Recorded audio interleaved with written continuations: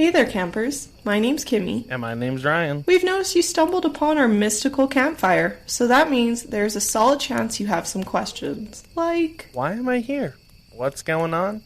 And why are there cryptid and folklore creatures everywhere?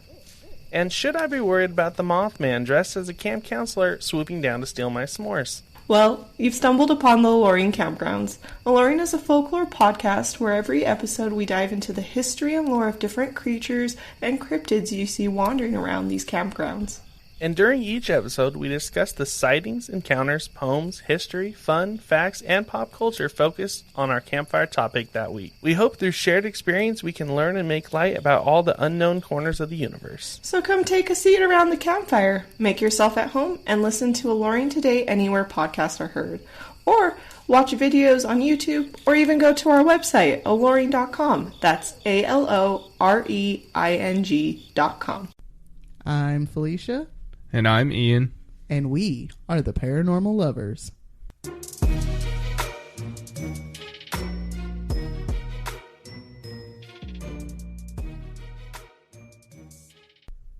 Hi, guys. Hey, guys. Welcome to another week of the Paranormal Lovers. It is week 12. Yeah. And Episode 12. Episode 12. And it's been kind of a rough weekend. We've had sickness in the house, so we are recording this on Monday. Yeah, if I sound all scratchy and cough a lot, it's because I was sick. It is March 20th. It is the first day of spring, and it is Ian's birthday. Pew, pew, pew, pew, pew. Yay.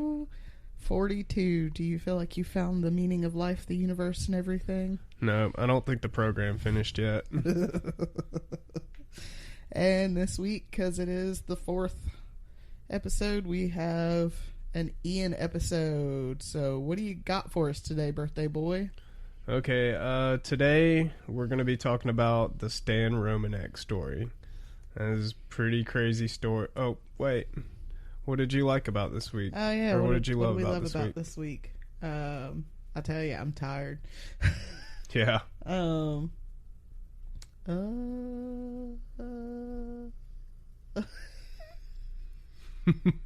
Here, I'll go first. Okay.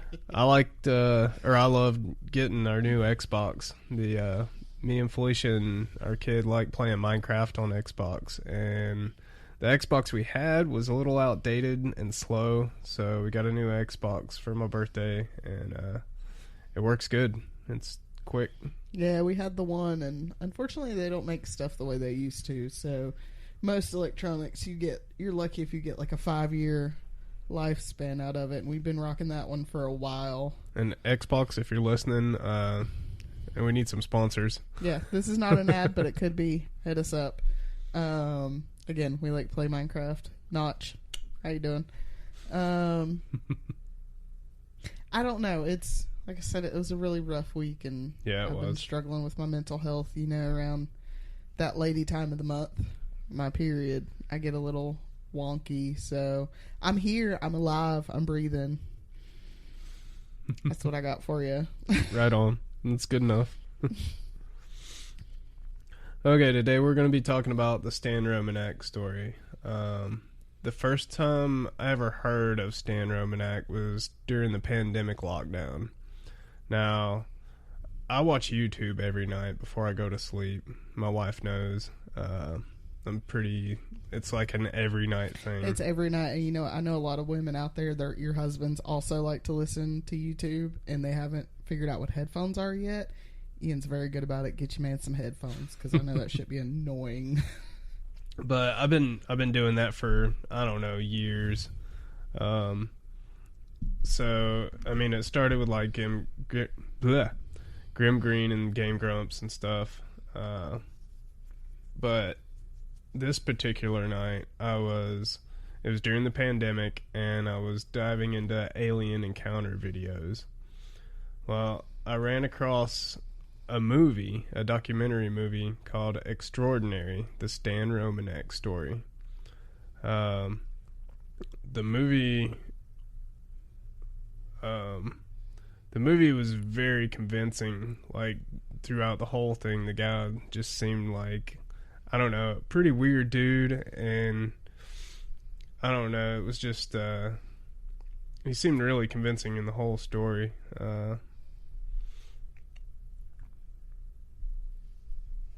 It kept making me wonder about, like, alien stuff, because, like, he would, when he first started having alien encounters, he would talk about, like, the telepathic part of it. Yeah. And how they would, like, kind of, I don't know that he was there, and he would know that they were there. See, this sounds familiar. I feel like I've heard this story before, but I'm interested to hear your take on it.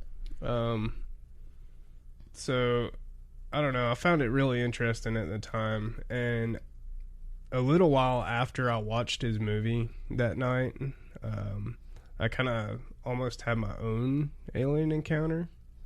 It was one night, a little while after I watched the movie, and I woke up in the middle of the night with Chewy barking. Was this at the Canton house? Yep, this was at the Canton house. Okay. And so I heard her barking and whining, and I was like, oh, she needs let out, you know, she needs to go to the bathroom. So I get up in the middle of the night, walk to the front door, and I open the door. And this being in the middle of the night, I just opened the door, unlocked the little screen door, and, you know, was pushing it open so Chewy could go out. Well, when I did, I looked through, you know, this front storm door, and there was a glowing ball of light. And it was like, it was a little bit off the front porch, you know, maybe three, maybe 4 foot off of the front porch. And while I was, you know, opening the door, it seemed to, like, I guess, see me or something. And so then it zoomed off out of sight. Now, take in mind, you guys, I wear glasses. So I don't see the best, especially at nighttime. Yeah. And I have astigmatism in both of my eyes, so glares and stuff, you know, seem bigger than normal. Yeah, you see starburst. And... Right. So it could have just been something glowing in the room that I was in, because there was green glowing stuff in the room that I was in from our modem and several other electronics that I had, you know, at the time. I remember that too. I remember you waking me up, or maybe it was the next morning or something, but you were kind of freaked out. Yeah, it just seemed a little strange to me because, like, for a second it didn't move and then it moved, but it could have just been me opening the reflection on the door, you know? Yeah. When I opened it. But... And your brain was, like, already primed because you had, like, watched that video. Exactly. I had already watched the Stan story, so, like, it kind of was like, oh, God, they're here. Like, they know I'm thinking about them. Because, like, they telepathically knew I was thinking or something. I think I remember, like, we were talking about it, and I was like, I bet it was a fairy.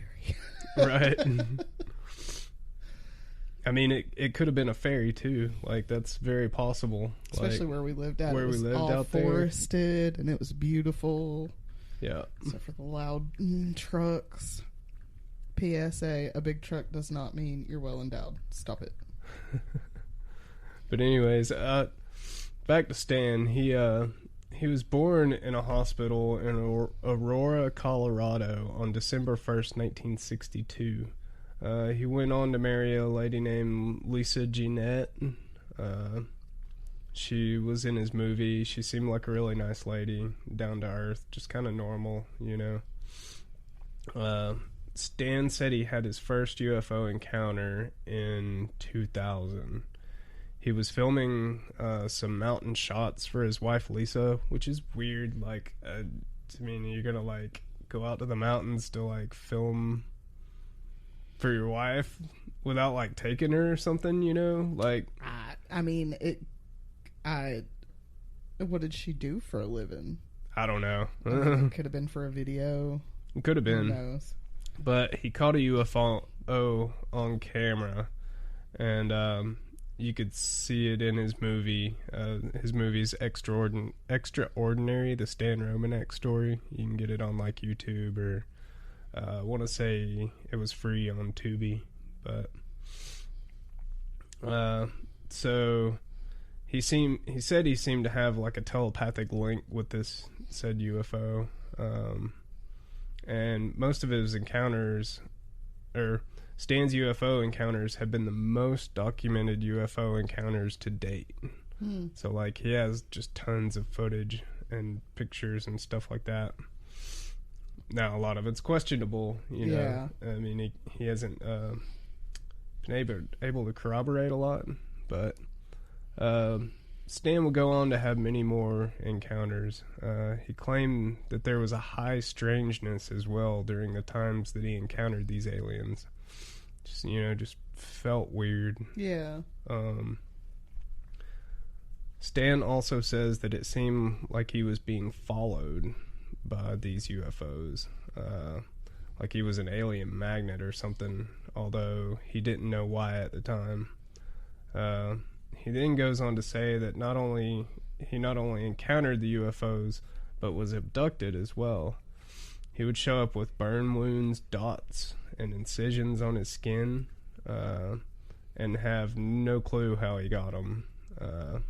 He had an ABC interview once telling about the wounds that he had from aliens chasing him, like he was being stalked every week by aliens or something. And that was with ABC? Yep, that was with ABC. Interesting. I want to say the Jung chick. What's her name? I know who you're talking about. I can't think of it, though. She was the one doing the interview with him. So he also said in his movie that the government officials were following him because of his interactions with the aliens. Them dang men in black again. Them damn men in black, I tell you what. He was riding his bike one day, and he claimed that 3 men pulled up in a van, right? Oh, Lord. And then proceeded to jump out, yank him off his bike, and beat the crap out of him. Oh, that's nice. Supposedly they did it to warn him. They told him to stop talking about things that he had seen and experienced. I mean, I've heard of, like, the Men in Black. They definitely go out and try and do that stuff. I don't know if I've ever heard them being that violent before. Right. See, that's what I was thinking. Like, seems to me that if they were Men in Black, that they would have done more than just give him a good thrashing, you know? Right. Like, they're creepy for sure, but they don't come, like, beat you up and be like, don't talk about them damn aliens no more. Right. We'll be back. Like, what? Anywho, this didn't stop Stan. He claimed to be abducted many times. He showed up at his house with missing time in his memory and injuries to his body. This is where it gets kind of weird, as if the weirdness wasn't prevalent enough. I was going to say, this is where it gets weird. He once showed up after being abducted in a lady's flannel nightgown. I bet his wife was pissed. He showed up in a flannel nightgown? Yep. He says it was from the lady that was being abducted with him. He said that he figured out the reason the aliens had taken an interest in him. He said that that his abductions seemed sexual in nature. Oh my. And later on goes to explain that the aliens were trying to make alien-human hybrids. He said that there were hybrid children that he remembers during his abductions, and claims that he communicated with one of them. He says they sometimes follow him home and have talked to them on the phone and captured their voice on a recording device, a ghost box. And he says that they call him Starseed. Just like the most 80s name. That is so, like, it literally brings forth like 70s pornos to my mind. Right. Like, Starseed, this is my Starseed. Like, right. So Stan is probably most famous for shooting a popular video on the internet called the Boo video. It was named by the internet because it became a viral video.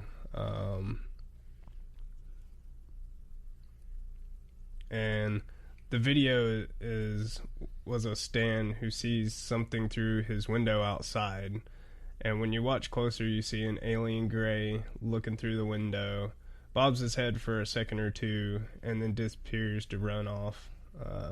Do you want to watch the video? I will watch the video. We're gonna do something new. Yeah, you I'm guys gonna are show gonna get commentary for. Felicia the video, and you can hear a reaction to it. He said this part's about like 40 seconds. Yeah, it's about 40 seconds long. Okay. Let's see. It just seems kind of amateur in my opinion. Like, you don't see the alien blinking or... Well, what's funny is I was actually getting ready to say I can see it blinking. Can you? Yeah. It does look very amateur, though. Right. Almost like it's a mask. Right. Or a puppet or something. Yeah. Was this in a house? Yeah, this was at Stan's house. Okay, so I'm guessing this is probably on the first floor if it's a 2-story. And he claimed to, like, see him outside, and then, like, so he got his camera, set it up. What the hell was that little jump? Right. He said, "Oh, my goodness. It was an alien." Yep. Oh. See, if that was an alien outside my house, I would be doing a lot more than just jumping back and Was like, was that him? that's an alien. Yeah, that was Stan. He looked like he need to go back to the 90s. I don't feel like Sugar Ray, but yeah, that it almost feels like somebody was doing that. Yeah, it feels a little staged. Yeah, it does feel staged. Right. He's taken several photos of aliens at his house. They're all in his movie. You can look at them when you watch it if you want to watch it. I don't know if you guys are that interested in it or not. But, if you're interested, go have a gander. He also took a picture of one of the alien hybrid children, which it seemed like that picture was from like an alien convention. So I'm like, that's just some chick dressed up as an alien, like from an alien convention, you know? Some people are so damn stupid.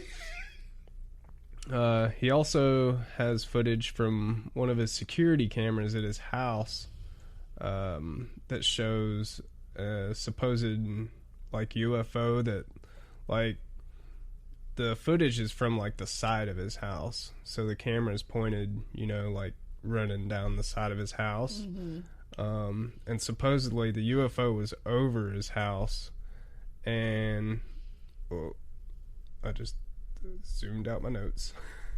Sorry. You're good. I do it all the time.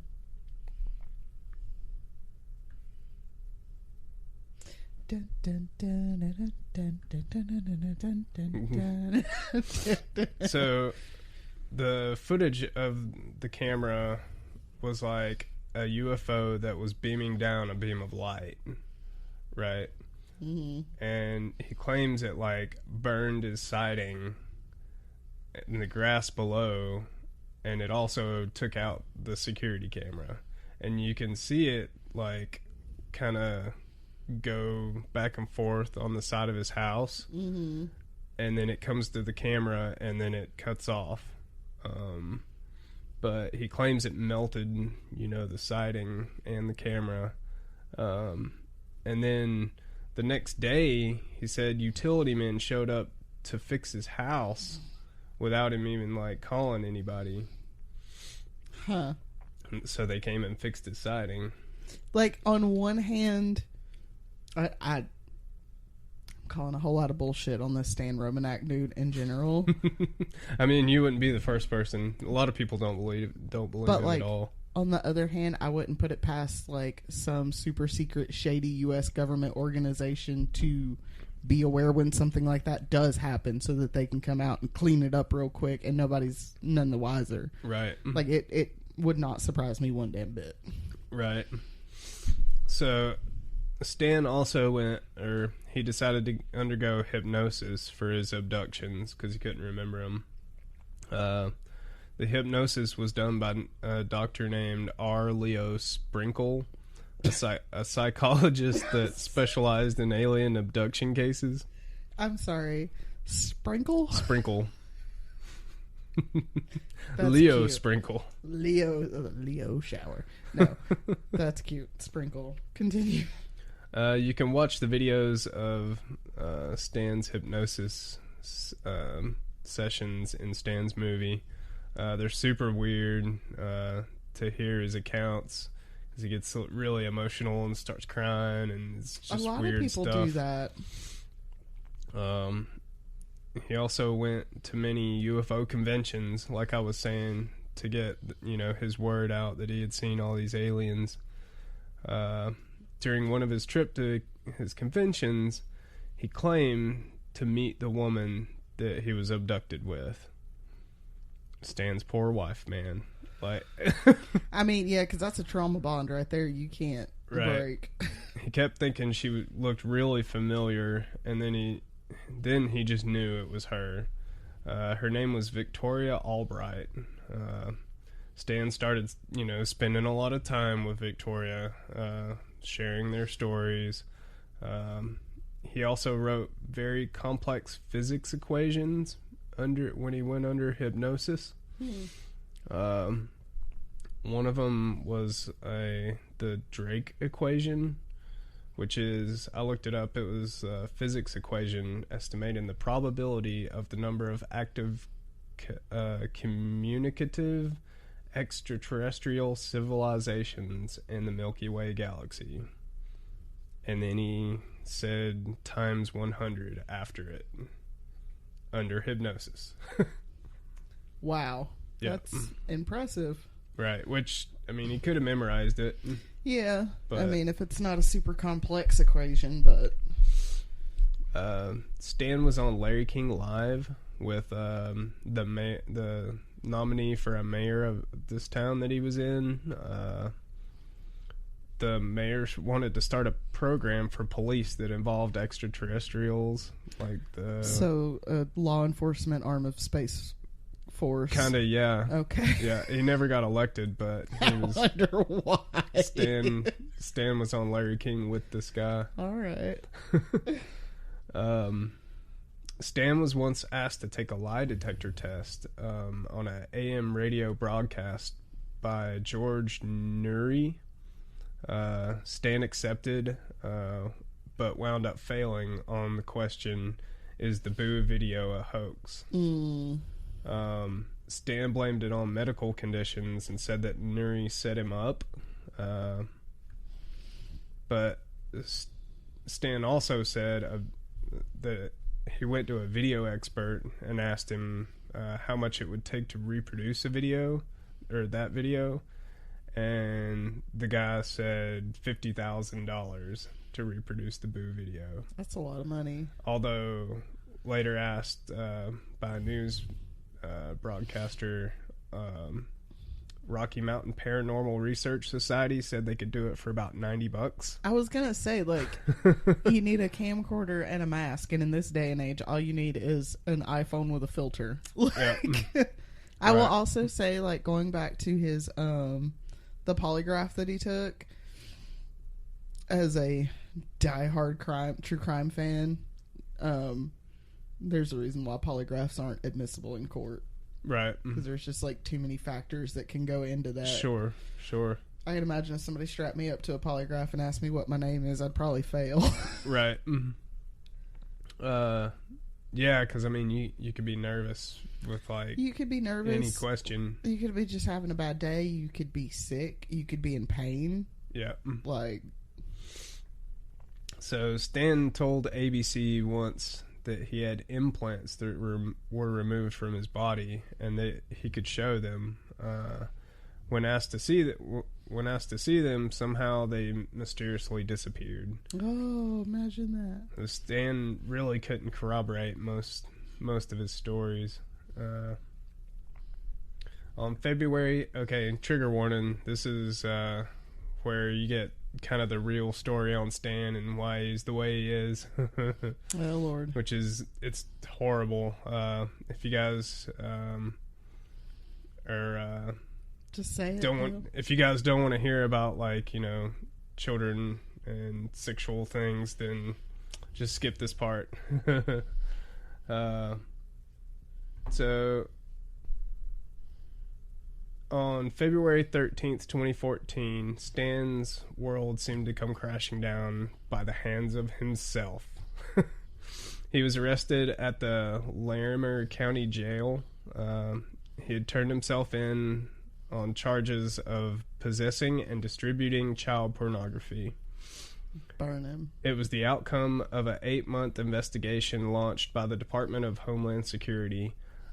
300 images as well as video files depicting child pornography were found on Stan's computer. Jesus. He pleaded not guilty on both charges. On August 8th, 2017, he was found guilty of felony possession of child pornography, but not guilty of distribution. He was sentenced 2 years in a halfway house and register as a sex offender. 2 years in a halfway house? Yeah. What kind of horse shit is that? I know it. This fucking judicial system. Stan planned to appeal the case. He then released a public statement saying that the government planted the evidence. Oh, okay. Yeah. DA Joshua Ritter accused, this was the district attorney on his case, he actually accused Stan of deception and doctoring evidence in the form of saying his computer was hacked. Ritter said Stan had even tried to frame his stepson, Jacob Shattuck, for placing the images on Stan's computer. What the hell? It just seems like when this came out, this is right about when his movie came out, but see, I didn't know that when I watched his movie. Right. But when I got to digging on this stuff, it makes a lot of sense, because it just makes him sound like a complete liar. It does, but, like,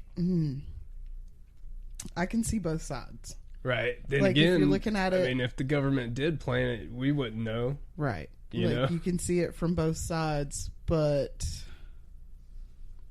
Because I could see how the government would be like, this guy's talking too much. We need to do something to get rid of him. But they gave him 2 years in a halfway house. How is that a fucking valid sentence for having child pornography on your computer? Right. Like... Well, I'm pretty sure when you have felony possession of child pornography like that, you can't, like, have a computer anymore. Yeah, I mean, there's a lot of stuff there's a lot of restrictions that go into place, especially when you're charged with a crime against a child and have to register on the sex offender registry, which, just so people know, you can Google that real quick. Right. If you're ever curious about who's living in your neighborhood, I recommend it. Just Google sex offender registry and put in your address, and it will show you everyone that lives near to you and your child, just so you're aware not to go cause any harm. Just so you're aware. So, the DA said that he was trying to frame his stepson, and then even Stan's defense team wouldn't allow his government story in court. Like, they wouldn't allow him to say that the government planted You can't say that in a federal court of law, sir. Pretty much. They didn't allow Stan's story, so it just seems like he's a big liar. But in the end, Stan was a pretty sick dude. He was a sick dude. Because when you watch his movie and you know that, it's like completely different. You're like, this dude's... You see it through a different perspective. Oh, no. Like, when he was being abducted, like, he might have been doing some shady shit. Yeah. You know what I'm saying? Because his wife wasn't there. Nobody was around him.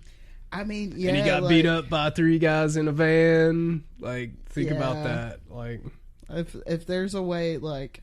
Yeah, I could definitely see that. Like, I was abducted by aliens. I lost time. I don't know what happened. Right.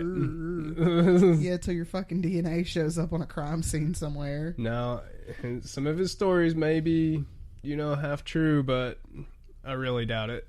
Yeah, I don't know. That's... And it let us know what you guys think. Yeah, let us know what you think. And it's frustrating because it's like...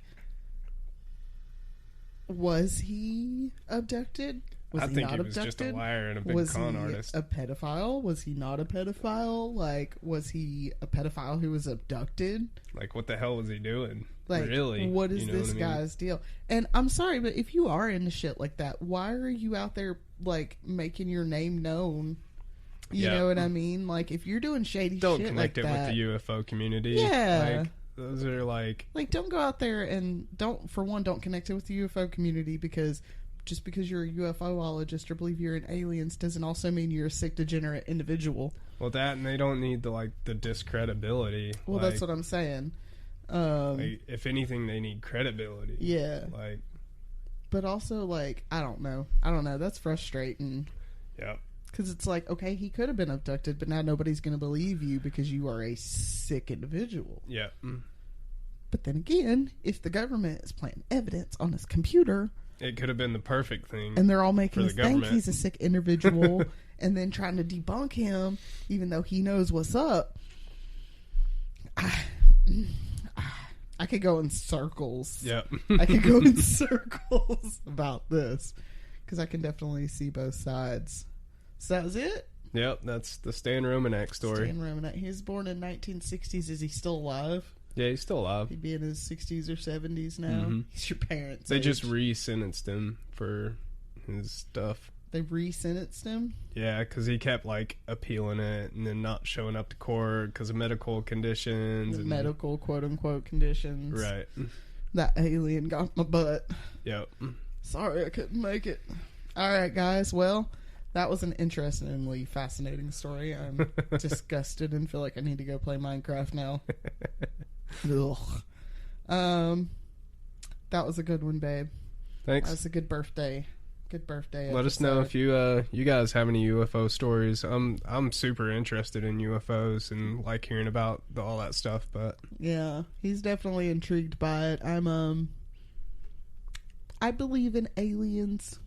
I'll put that out there. I do believe in aliens. I don't believe most of the UFO stories that are out there, but I want to see one. I do too. Like, I need to see it to believe it, and once I see it, I'll be like, word, bet. That's what happened. I guess that was my thing when I was looking that night. I was like, I want to see a UFO. Yeah. And that's, I think, a lot of the problem with a lot of people's claims surrounding UFOs and aliens is that typically when it does happen, it's people who are already absorbed and entrenched. Yeah, they want to see it. UFOlogy and all that stuff, and you want to see it, so your brain's like, bet. We're going to make you believe that that's what that is. Right. Because, I mean, you can literally trick your own body, like a woman or a person assigned female at birth can literally trick their own body into believing they're pregnant. Right. Like, physically believing you're pregnant. Like, Sure. Who knows? The mind But can do a lot of things. the mind is twisted. It is. All right, you guys head over and follow us on Instagram at The Paranormal Lovers. You can send us an email with any personal stories just to say hi, to request a topic at theparanormallovers@yahoo.com. You can head over to YouTube to listen to a video version of this on Wednesday as well. And what else do we got? Patreon. We have the Patreon as well. We have one $3 tier called Lover's Lane, and you will get fan requests, Q&As, as well as early access to the episodes on the same day as we record, which could be Saturday, Sunday, or Monday. Yeah, when we get to it. Just depending on the way the week goes. But As soon as we record it. It's usually on Saturdays or Sundays, so I think that's about it. That's it. I feel like I need to make a list and hang it on the wall just so I know everything I need. All of our call to actions. Like, at the comment, end and of the subscribe. episode. Yeah, do all that fun stuff. And we will see you next week for lucky number 13. Ooh. Bye. Bye, guys.